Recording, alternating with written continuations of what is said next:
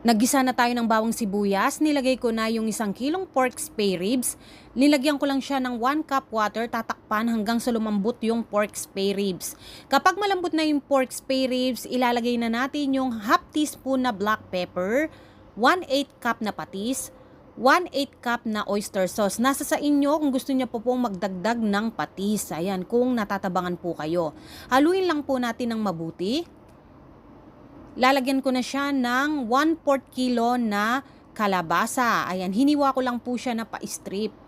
Pagkatapos, nilagyan ko siya ng Indian mango, 10 piraso po yan. In-slice ko lang din po siya ng pa-strip. Nilagyan ko po siya ng 1 pirasong bell pepper. Ayan, takpan lang po natin hanggang sa lumabas na po yung katas ng kalabasa at Indian mango. Haluin lang po ng mabuti hanggang sa malusaw yung kalabasa at Indian mango. Ayan na po ang pork spare ribs na may kalabasa at